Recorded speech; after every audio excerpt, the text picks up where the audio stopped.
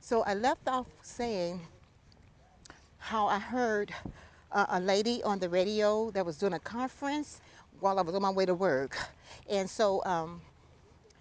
she so that was very inspiring to me. And then in addition to that, on my job, I had a coworker that had told me one day, she said, Regina, I need to tell you my story when I had, good morning, when I had breast cancer.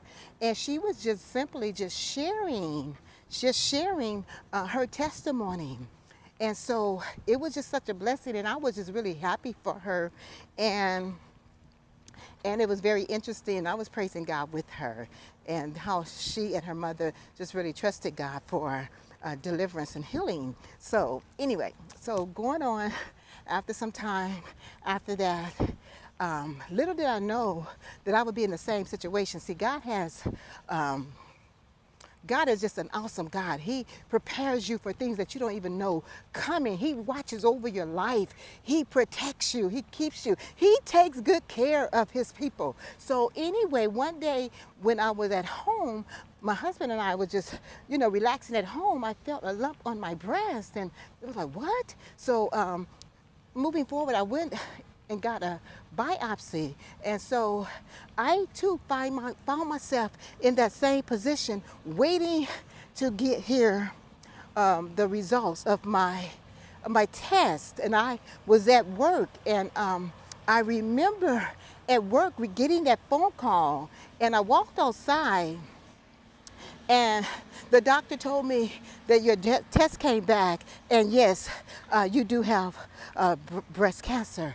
And I was just so devastated and distraught. I didn't know what to do. I'm just like bending down, like, no, Lord. I'm just thinking, oh God, oh God, oh God. And so, and then I started thinking, Lord, why me? Why me? Why me? But if I stayed at work. I stayed at work, but I now was like frozen in place in my thoughts because I didn't know what to do. I never had breast cancer in my life. This was new to me. I used to hear about people having it, but I never thought it would be me. So I I just didn't know what to do. I was embarrassed. I got mad at God. I kept saying, "Why me? Why me? Why me?" And so, not that I want anybody else to get, to have that condition, but I was asking God, Lord, why me? I do all I know to do, in serving you. I'm not perfect, but my heart is completely true before the Lord. You're learning to grow in the faith, and you're working in ministry. You're doing all these things that God wants you to do. And so, but now here I am. I found myself with breast cancer, stage 2 breast cancer. So, what am I going to do? So I didn't tell anybody. Again, like I said, I was embarrassed, just kind of embarrassed. And are you ready? Okay. So I was embarrassed, and I didn't tell my family. Some of my family members. Actually, my dad did not find out until I had surgery, and that was like, oh God, maybe like 8 months later. Uh, I just didn't. I don't know.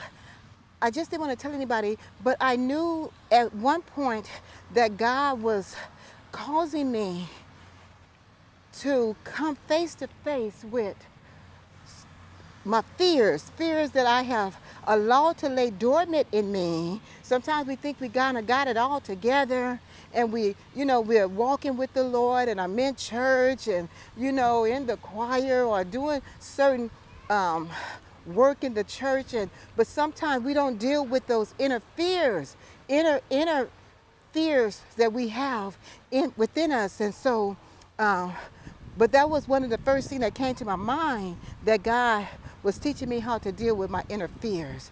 But at the same time, like I said, I was like really upset, and I was frustrated, and I was scared, and I knew that God was bringing me to face my fears. But the thing that I love about the Lord is that I thought about it.